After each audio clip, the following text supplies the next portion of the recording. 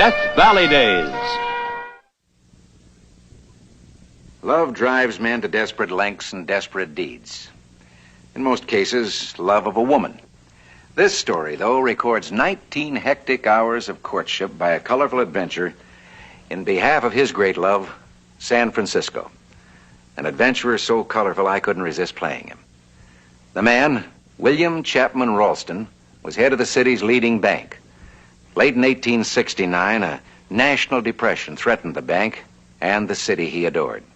To save them, he improvised a wild, incredible scheme, risking his fortune, his freedom, and his future with a raid on the San Francisco Mint.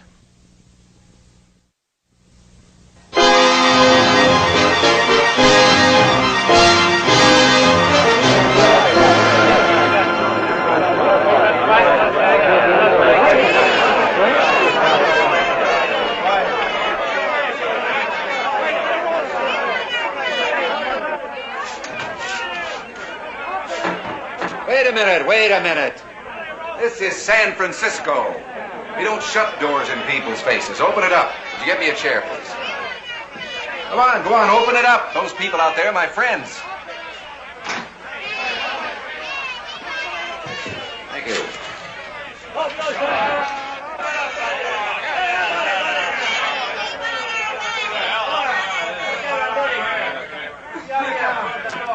When I heard all the noise out here, I thought maybe somebody changed our sign to read free whiskey. I figured if they had, I wanted to be sure I got my share. Now, to the few of you who don't know who I am, I'm Billy Ralston. I work here. Yeah, where's our money? Hello, George. George, you've got every right to be here. You have money on deposit. So's your store. Billy, I don't care about my money. But the store can't afford to lose anything in this. I care about your money. And yours. And yours. And I got a little secret for you. I care about my own money, too. Yeah, you can get yours. Not now, I can't. Those gates closed because it's closing time. Not because we're out of money. It's 3 o'clock. They'll be open again at 10 o'clock in the morning, and we'll be prepared to pay off each and every depositor in gold coins. You have Billy Ralston's word on that.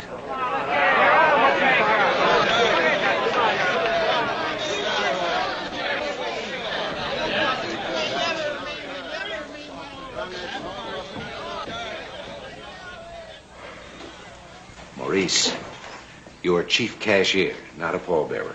But, Mr. Ralston, this is all the cash we have. There's nothing left in the vault, just those bars of gold bullion. Well, Mr. Dory, there's nothing to worry about as long as we have the bullion.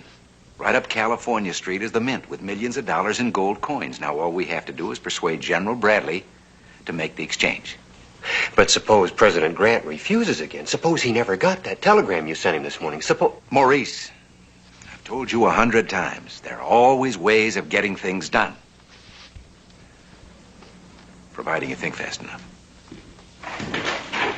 Mr. Ralston, Mr. Harpending's here, and he's frantic. Well, Stephen, don't fret. Mr. Harpending was born frantic. Asbury, rejoice. Well, the Lord arranged for you to be born in San Francisco, didn't he? What a city. What other place on earth could a banker be sitting on $1 million in gold bullion and have even his own stockholders afraid he's bankrupt? Have a cigar. You know I don't smoke. Well, try one anyway. It'll make you look prosperous. Maybe I'll lend you a fortune. You've lent too many fortunes already. That's why the bank's in trouble. Oh, no one can be in trouble when the wine is chilled. Billy. Please, Billy, listen to me. Go ahead. For your information, shares in all Comstock mines hit new lows on the exchange today. And the crews building the Central Pacific had to quit because of a blizzard. Everything you put the bank's money into is turning sour. Asbury, don't you think it's a little late for me to learn to cry? If I could, I'd be doing it now. The White House just turned us down again. Try this. It's a delightful wine. But, Billy...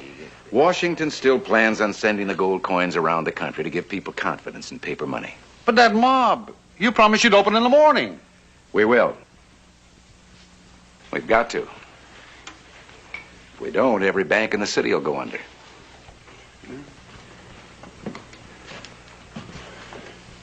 Of course, but... Maybe New York, Philadelphia, Chicago. Maybe they're old enough to survive such a panic. San Francisco isn't. And I won't let San Francisco die. Well, may that be the last time today that I feel important enough to utter a noble sentiment. I disagreed with General Bradley when he said the president wouldn't approve. I suppose now I should serve steak for him tonight and crow for me. And with his inflated vanity, he's got to keep reminding you that he was right.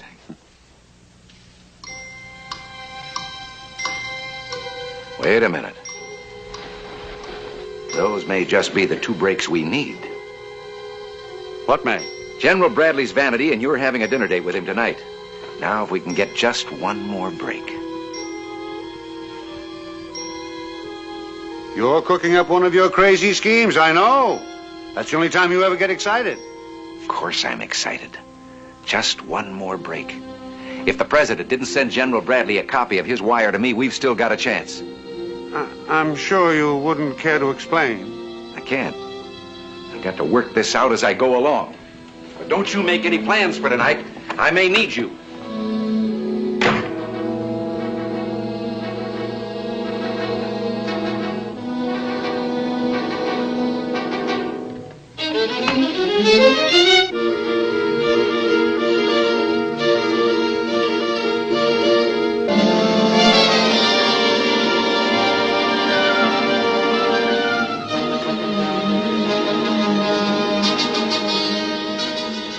Afternoon, General. Oh, hello, Ralston. Well, is this a new picture? Oh, yes. Some of my friends persuaded me to have it taken. Oh, of course, I didn't want to wear all those medals, but the photographer insisted.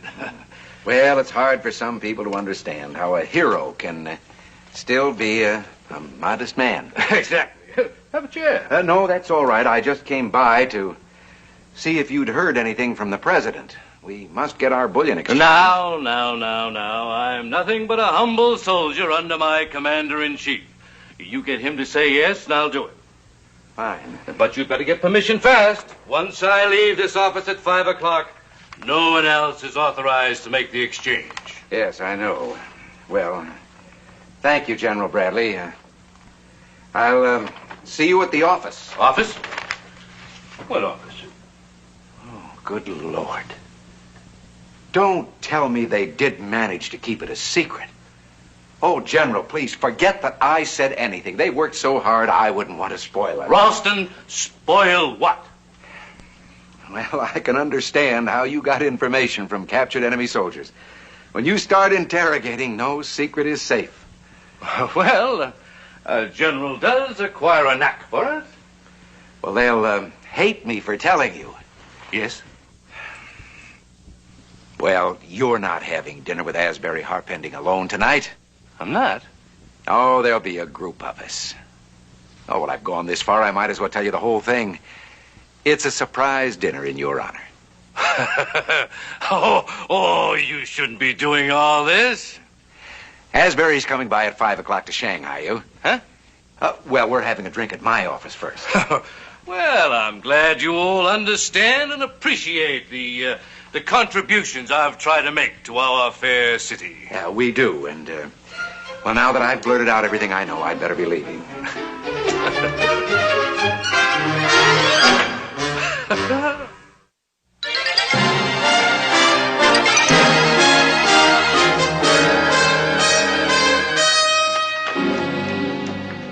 Good evening, sir. Stephen, I've never been able to blow a smoke ring. I'll be going to supper now. All right. I think the battlefield's prepared for the general. The telegram from the president. Shall I file it before I go? Oh, no, not yet. I'll take that. I want to show it to the general later on. But Mr. Ralston, the president refused. I'm counting on the general being so vain he'll overlook that minor detail. The guards and the clerks in the vault weren't too happy about coming back to work after supper, but they will. Fine. And the police? Well, the chief really whistled when he read your note, but he said he'd keep the street closed tonight between here and the Mint. Good. The enemy approaches. See you later.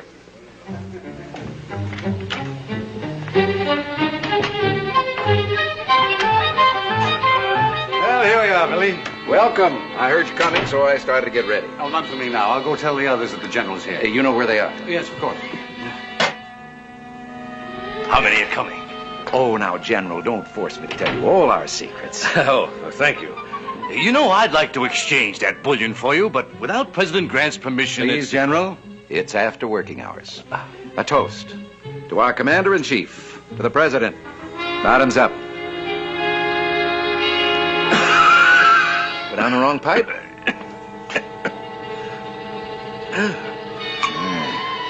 Now we'll drink a toast.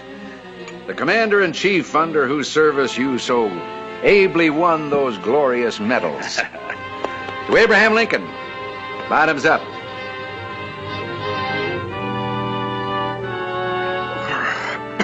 No, I don't think I'd better. Now, General, don't tell me you're going to be modest about your drinking, too. I've been told that during the war, you were a better two-fisted drinking man than the president himself. Well, I did have a few on occasion. Besides, it wouldn't be fair. We drank to General Grant. Now we have to drink to his courageous opponent, to Robert E. Lee. Bottoms up. I don't think I'd better. To your mother. Bottoms up. To my mother. Bottoms up. To San Francisco. Bottoms up.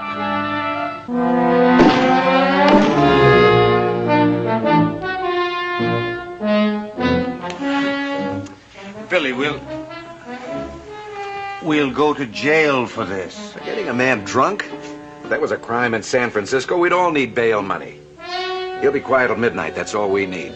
I don't mean to be over-curious, but would you please tell me what you're planning to do now? There they are. The key to my entire scheme. We'll get our $1 million. That is, unless he's got another pair.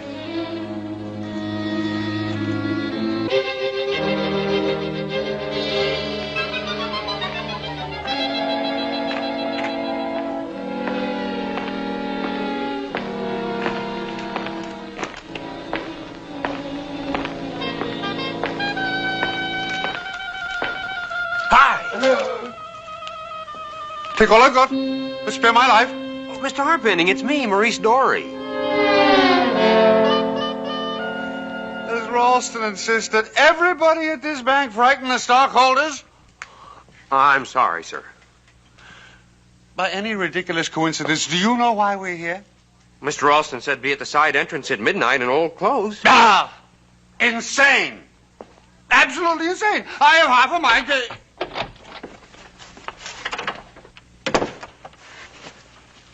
Asbury, Maurice. Well, imagine running into you at this hour. I must say that... Billy, what is this? Didn't you tell us to meet you? Thanks for showing up. Follow me.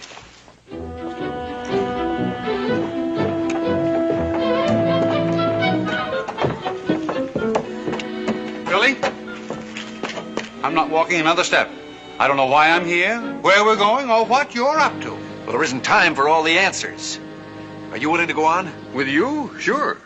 Asbury, I've known you for a long time. I asked for your help tonight because I trust you. Thank you. I want you to do the same thing for me. Trust me. Asbury, forget your fears. You're going to have one of the wildest adventures of your life. Good Lord. I must be as mad as he is.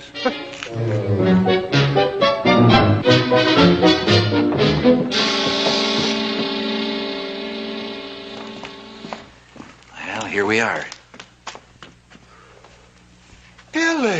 Well, it's all perfectly logical, Asbury. If I want bread, I go to a bakery. When I want gold coins, I come here. But you don't think I'm going to help raid the United States Mint? Oh, certainly not. I'm going in alone. In heaven's name, why'd you bring us? Well, $1 million in gold coins weighs about 5 tons. I'd have to make too many trips alone without your help. Sir, the men on duty can't do any business without General Bradley. Yes, well, I think General Bradley's inside, sleeping like a baby. An alcoholic baby. This is the most brazen robbery I ever heard.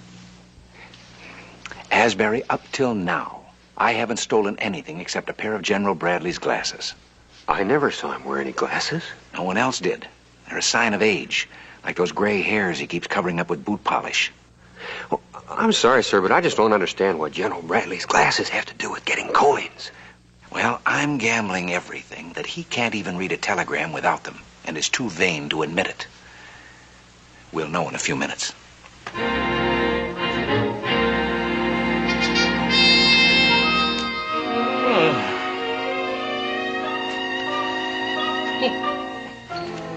And when you didn't make it, we just called the dinner off. Oh, nobody saw you. Harpending explained to them that you had to remain here on official business. Thank you. Oh. It's happened to all of us. Oh. This help? I guess not. Well, I'm certainly glad that I knew where to find you at this late hour, because we finally got the telegram from President Grant. Hey, Dad. See for yourself. Oh.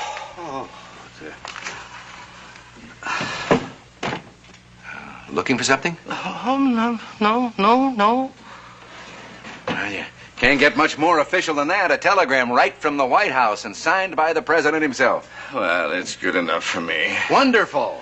Now you just bring your wagon load of bullion around in the morning. In the morning? General, I can't wait. Everybody will see us moving the gold. They'll know that we're short of gold coins, and they won't take paper money. You know that. Yes, but there's only a handful of men on night duty, and I'll haul it myself in small bags, cartons, anything, but I've got to have that $1 million. Please. No tum-tums. I'm sorry. I guess I just get naturally excited watching a hero in action. And by getting those gold coins for me tonight, you'll be the biggest hero you've ever been. General Thomas Bradley, single-handed, saving San Francisco from panic. They'll put your picture in all the school books. To the vault! March!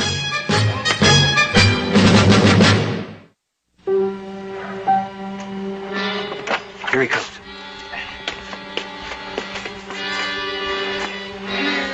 You did it! Do you think I wouldn't? Is that all, sir? It's 150 pounds of gold coins. With each of us carrying 50, it'll only take 65 trips.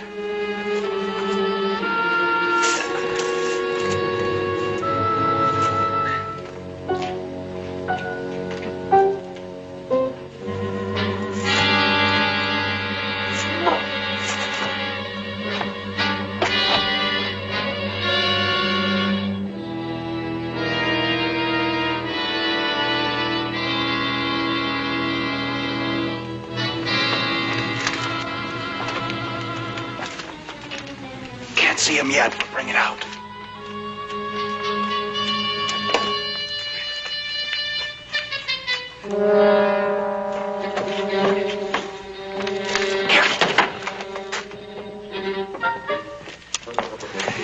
Mr. Ralston, I wrapped the bullion and I got this card for you. Oh, that's wonderful. Thank you, Stephen.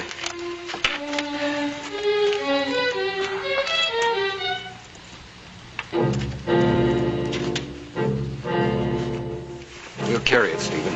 But that doesn't make sense. If I wanted wheels, I'd get a horse and wagon. I know where I can get you one. So do I. But any noise on California Street at this hour would bring every thug in the Barbary Coast.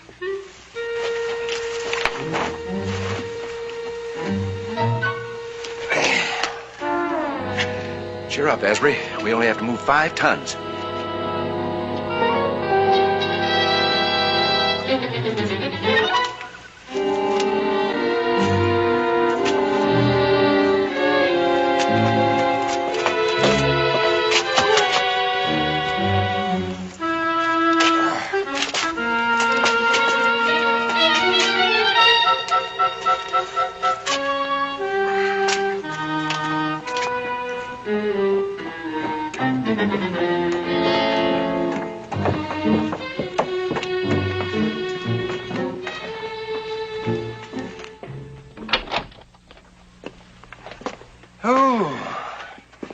Sun's coming up. That's what I love about being a banker. You can't beat the hours. Are we really finished? Oh, don't ask him. He'll think of something else to do. Well, as a matter of fact, there is one more thing. Oh, no. Champagne breakfast. For 3.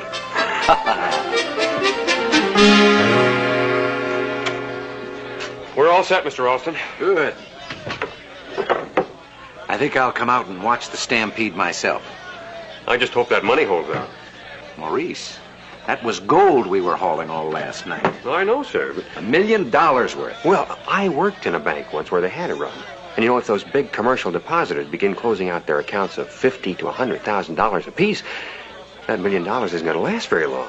One night with Asbury Harpending, and you've learned to worry. Oh, I know, sir, but... There are commercial depositors outside in that mob, and they get just as frightened about their money as anyone else. But they're people. So our little show will work on them, too. I hope.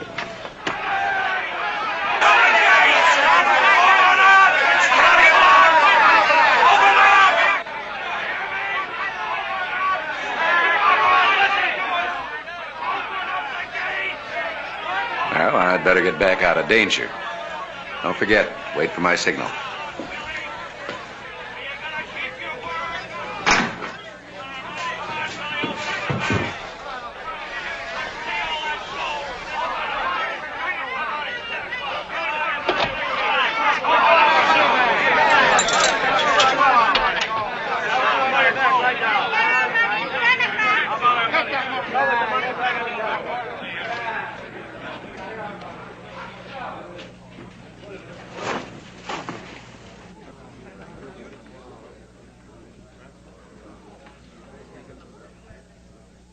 Billy, that real money there?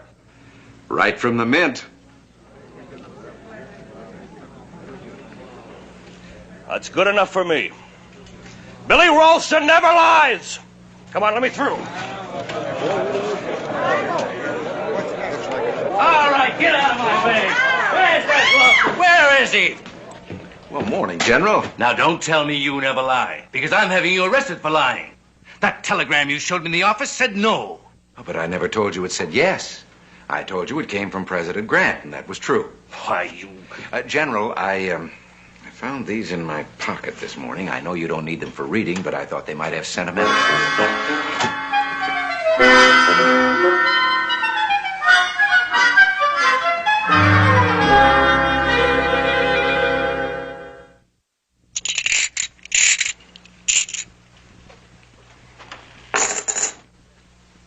General Bradley did have Billy Ralston arrested for his midnight raid on the United States Mint. However, President Grant realized that his brilliantly improvised scheme had saved the city from economic disaster. So the White House withdrew all charges.